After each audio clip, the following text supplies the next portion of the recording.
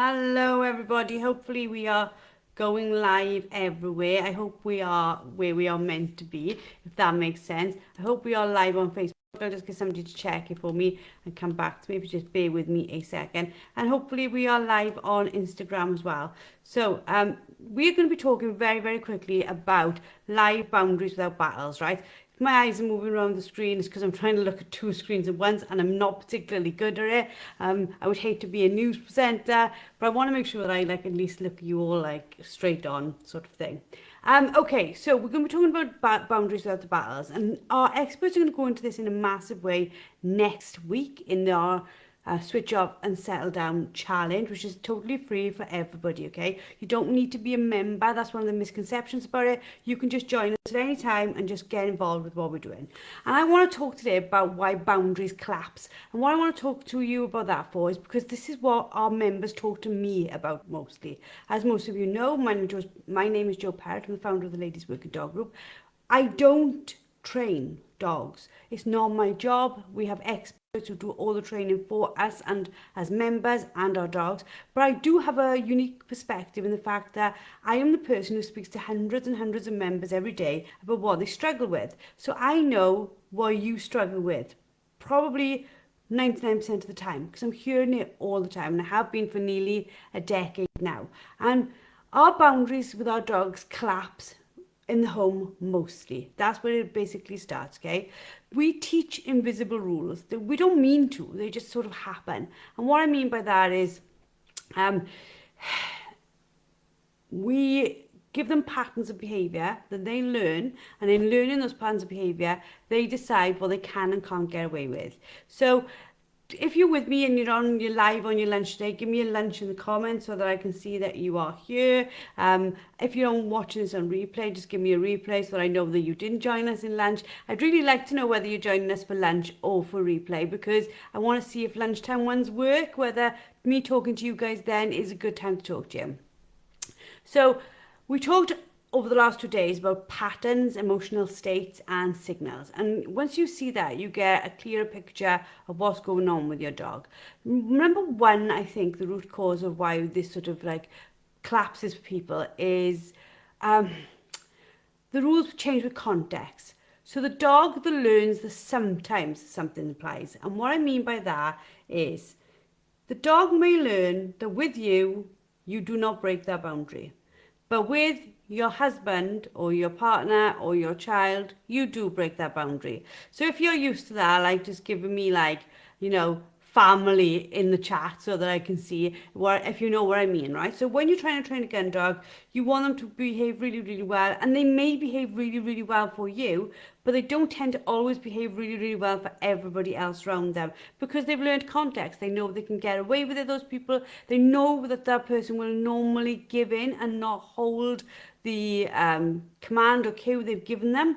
And that gives the dog these sort of patterns where it goes, well, with that person, I don't have to do it. And with this person, I do have to do it. And it gives mixed signals. Basically, the dogs learn that in busy homes, different people would pay for different behaviors. So one person might laugh if they've done really, really something funny. Whereas I might be no, no. My husband might be laughing. My daughter might cuddle the dog when he jumps up on her, whereas I might not do that. So they tend to work that out pretty quickly. They're really, really good manipulators, and not in an aggressive or nasty sense, because that wouldn't be fair to say to them, but they're just really good at getting what they want. So things are people around us saying to them, maybe not even so much words. What I'm trying to say here is they see the patterns of their body's behavior as well. So that person might not even say to them, get down. That person might not say, get up. That person might not say anything at all like that to the dog. The dog just sort of uses its body language and the person's body language to see what they can get away with. I think a dog can tell when somebody's not going to be shifted on their position and when they can find a chink in the armor, if you know what I mean. Bear with me a moment. I've just got to decline my mother. She does it every single time, even though I tell her that what time I'm going to go live, she will choose that time, pattern of behaviour, to give me a ring. So if more than one person handles your dog in the day, and that might be family members, but it could also be a walker coming in and stuff like that, the boundaries might shift. And then that can sometimes mean that although the dog does hold it with you, they might not hold it all the time anymore. So something they were really good at sometimes becomes a little bit like murky. So it's not like a moral failing on the dog's behalf. He's not doing it on purpose. It literally is a case of it's just learning again another pattern of behaviour, and we've rehearsed that pattern with them. And what I mean rehearse that pattern with them is the people who give way on it tend to be the people who give way all the time on it, and the dog can work that out. The second thing is like we teach invisible rules, right? So that sounds very similar to what I was just talking about, but it's not. They look for micro cues, things like we pick up keys, and that's a cue to the dog, I need to get to the door. Or we put on a whistle, and the dog goes, ooh, this means this. And then they break whatever they're doing. They might have been settled, they might have been laying down, they might have been nice and steady, but what they tend to do is, sorry, I just realised I haven't gone live on Instagram. I'm not going to go back through that, bless them. Instagram, I apologise massively. I'm absolutely useless with technology. You'll have to watch the first half on Facebook, and we'll just hope it's there.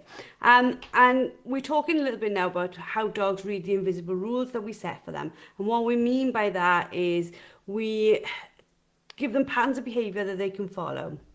So, like, members will tell me if they're edging forward or whining a little bit, the dog, they work out that if they keep on doing that little thing, they might win.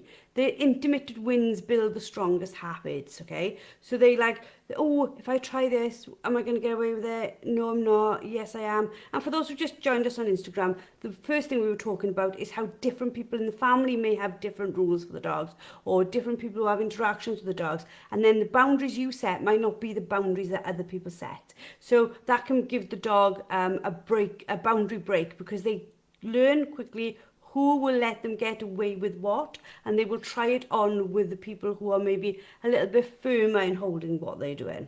So if your dog has got what I call tells, comment in the chat tells, because they're things like, they read them up. You open the fridge and the dog's like, oh, I know what that means. You're going to get some food out. I'm there. I'm going to get involved there. Your laptop closing. A routine in the night, like ours, no, it's really like odd. They know when we are getting up to go to the toilet, getting up to go and get a snack, or getting up to go to bed. There's something in the shift in our behaviour. They will literally take themselves out of the living room, they're laying by the fire, and they'll go and wait by their crate, as if to say, we know what comes next. We haven't said anything to them, they just follow that pattern of behaviour, if that makes sense. So human tells back predict what's going to happen. So what I mean by that is, like, we make the eye contact, we put our hand in our pocket to grab something, we do something, and the dog goes, you're going to break on this one, and you're going to let me get away with not holding that boundary today. And they're not dull, and we're not dull, but we get tired, and the rules we think we've set are not always the rule the dog receives. So what I mean by that is, the dog might think that the rule not allowed to go on the sofa applies 80% of the time. You think the rule applies 100% of the time. But you've got two different agreements, should we say, or ideas of what that really looks like. And the dog will try. He will jump up to see if this is the time you go, lay down, I'm going to stroke you. Or whether this is the time you go off. You know, they will work that out very, very quickly. Boundaries are exhausting in the home. And we talk about this with our members quite a lot. Our breeds came from a history of living in kennels. They weren't needed to be managed 24/7. They were highly active, they were highly adventurous, they were highly inquisitive, they were highly intelligent, all those things.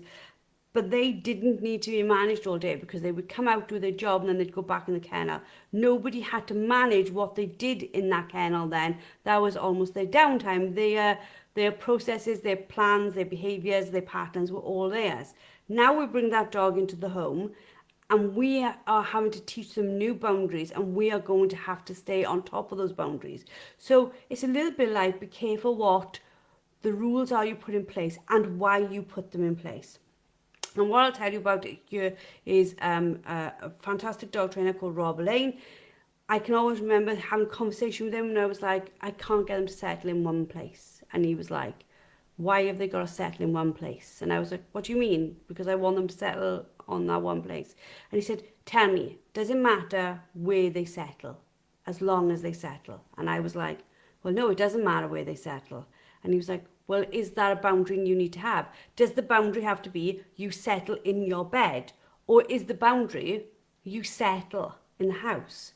And I was like, what is the rule? And for us, we have to think about that. What are the rules we set for our dogs and why are they the rules?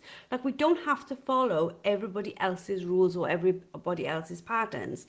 Like, your dog doesn't have to go in a bed if he settles quite well on the rug in front of the fire, or if he's got his favourite place in the house where it will go settle and will lay quietly. You know, think of what you're asking for and why you're asking it to be that way. And this is because our attention will drift under pressure. And what I mean by that is, like, if I'm trying to speak to my mum on the phone and I'm trying to sort something out for dinner, and I've got some rule that the settle is only on a specific bed, if I'm not watching, I can't be reinforcing. If I can't be reinforcing, I can give the dog the opportunity to break. Does that make sense? So, like, if you understand what I mean, like, just literally write in the chat, reset. Let's use that word, reset, where you have to keep on resetting what you've asked the dog. Think about why that's going on. And you've also got to think about the back and forth loop you have with your dog. And what I mean by that is, are you having a conversation that doesn't need to be had back and forth, back and forth, back and forth?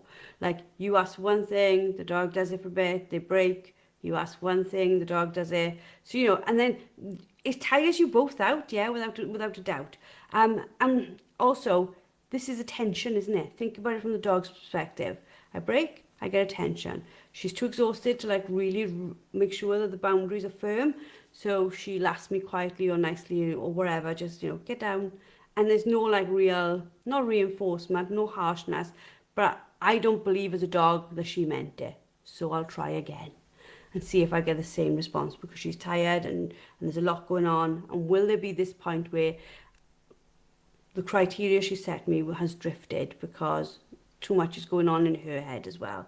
Do you know what I mean by that? So think about it. You're not failing in this as well, because this happens with our children. This happens with family members. Like, we don't ask children or family members to sit in a specific place, do we? Let's keep that example going. We don't say to them, you have to sit on that chair for the next 2 hours.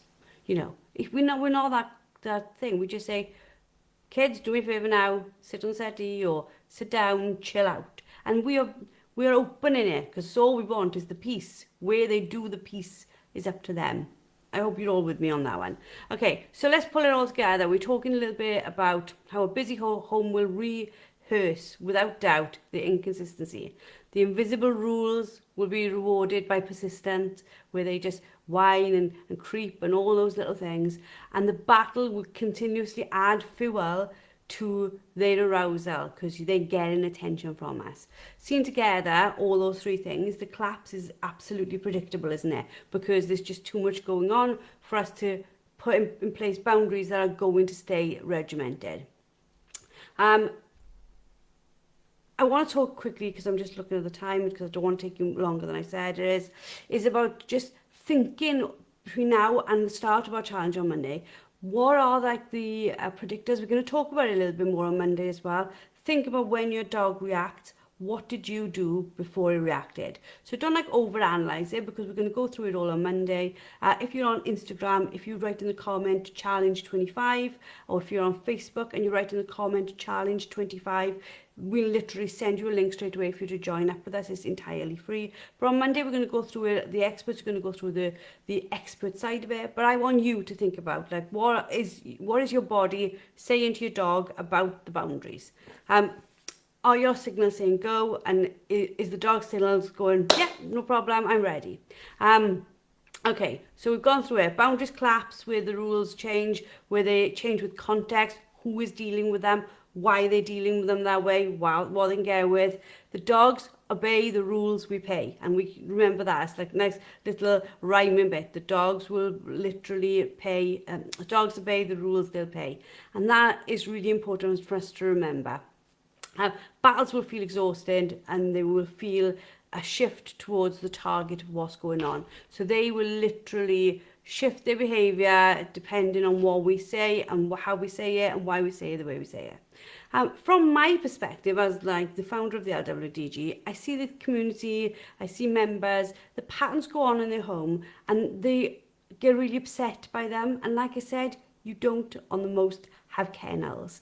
Where you do have kennels, you have that capability. Like I have a kennels in my garden, very rarely I use it, but if the dogs are in the house, I got people coming to visit and I know it's going to be madness, I'll put them out there for their calmness as much as mine. Or if I'm going to go on a call and there's nobody here to look after them or like monitor what they're doing, I'll put them out in the kennel then. So it works for us because I know there's going to be times when my dogs will have no attention, and especially with a young pup in the house as well. So why will I set them up for failure? I make sure there's a place that they are safe and they are contained so that they have that space to just do what they want within that space.